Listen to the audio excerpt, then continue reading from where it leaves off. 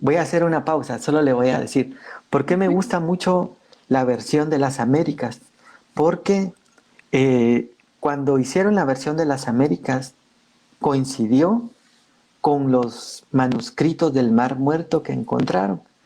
Entonces, lo que sucede, lo que ha pasado con muchas versiones de la Biblia, como han enseñado algunos pastores, dicen, no hay una versión que sea la mejor, sino que la mejor versión es comparar varias versiones. ¿Por qué? Porque la Biblia no fue escrita en español, tampoco fue escrita en inglés, sino que fue escrita originalmente en hebreo o también, o mejor dicho, en un lenguaje que se conocía como arameo judaico, así lo enseña la Biblia de las Américas, y fue escrita en griego, que los griegos estaban llenos de sabiduría. Incluso en el Nuevo Testamento vemos que el apóstol Pablo o Jesús dice, los judíos piden señal y los griegos buscan sabiduría. Entonces, en el Nuevo Testamento está escrito en griego. Pero así como cuando nosotros sacamos una fotocopia o hacemos una reproducción serográfica, digámoslo así, de un documento, no sale igual al original, sino que va perdiendo detalles.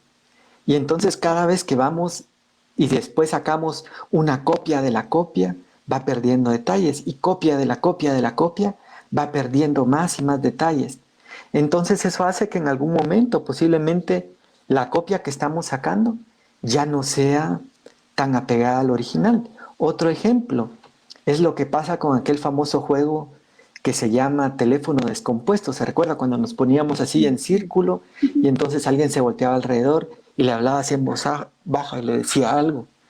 ¿Qué qué? Decía uno. Lo que entendiste, pasalo, decía. Y entonces venía y cuando llegaba al final era totalmente distinto a lo que se había dicho.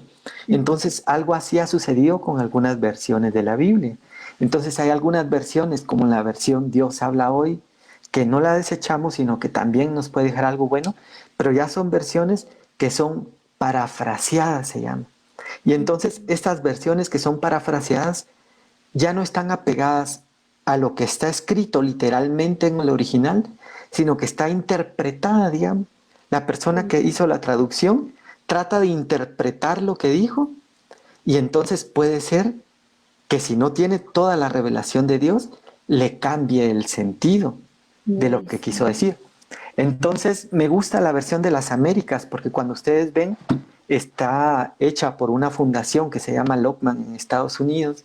Ellos lo que hicieron fue buscar los manuscritos más antiguos para tratar de ir a los textos originales y traducir literalmente. Entonces incluso la Biblia de las Américas tiene unas letras cursivas en su traducción y entonces dice, esta cursiva no aparece en el texto original, se agregó para darle sentido a la oración, dice.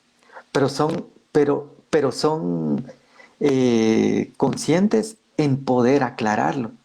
Entonces, Ah, si nosotros dejamos solo lo que aparece en el original, eh, empieza a darle el sentido tal vez más apegado a lo que Dios quiso transmitir en su palabra. Y coincidió también con el descubrimiento de unos manuscritos en el Mar Muerto, donde son versiones, es como encontrar una copia que está más apegada al original. Y también lo que me gusta es de que en algunos otros casos hace una llamada y dice, esta palabra también podría significar esto o lo otro. Por ejemplo, en el Salmo 23 dice, en la mayoría de nuestras versiones dice, y en la casa de Jehová moraré por largos días. Pero en las Américas tiene una llamada que dice, también podría significar, y a la casa de Jehová volveré, dice. Entonces, eso es lo que me gusta de esa versión. Cerramos ese paréntesis que es como un comercial porque nos gusta leer la Biblia de las Américas. Y tal vez aquí agregaría que también me gusta la parte de la King James con números strong.